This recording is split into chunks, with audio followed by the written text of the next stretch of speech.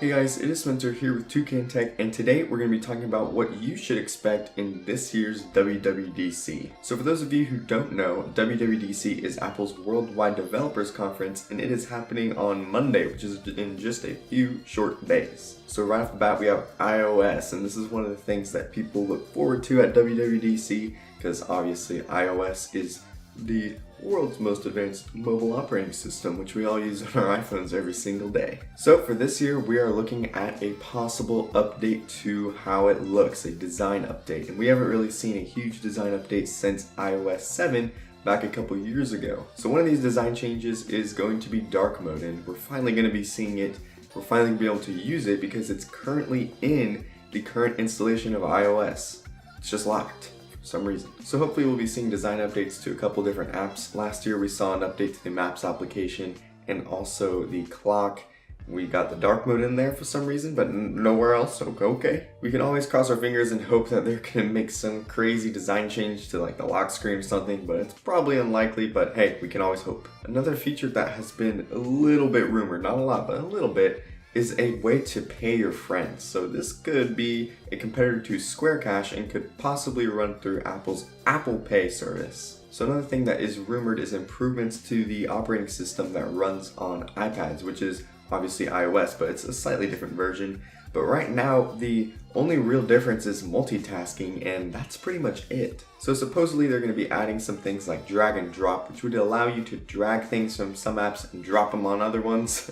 Pretty simple, but in general just more useful features for people that are trying to replace their laptops with iPads. So right now, I mean, the iPad is basically just a giant iPhone with multitasking and an Apple Pencil, so hopefully they will continue to differentiate the two and make the iPad more of a computer-like experience. So the final big thing that's probably going to be a theme of this year's WWDC is Siri, and she's supposed to be getting a lot smarter and hopefully being able to compete with Google Assistant. This year at Google I/O we actually saw them introduce a lot more use for Google Assistant, where you can like order stuff straight to Panera and stuff like that, and you can also have this Google Lens thing where you can like use the camera. It's similar to Bixby, but I would argue it's a lot better. So are we going to see all the augmented reality Google Lens like stuff on the software update? Maybe, I don't know, probably not. I would see that more in the iPhone 8. But I think for the software update, we're going to be getting just a smarter Siri to better compete with Google Assistant. So next up is macOS. So supposedly, we're not really going to be seeing a ginormous update to macOS, but more just better integration of Siri, which was introduced into macOS last year, and hopefully third-party support for Siri, because currently that is not available on the Mac. And other than that, I'm sure they'll throw in a couple more good features and just polish up the OS. Just make it a little better than last year. So we're also going to see similar things for watchOS and tvOS, just small little updates to improve the speed and experience.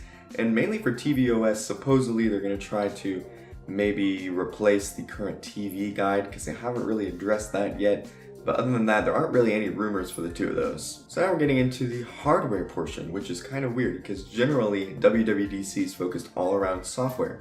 But supposedly this year we're going to have some hardware introduced. So first up is a brand new product, this Siri speaker, which is probably not going to be named that. If it is, that's not really creative. So basically it will just be Siri into a speaker. That's really all we know right now. Could it have a screen? Could it not have a screen? There's a controversy around that, but we don't really know.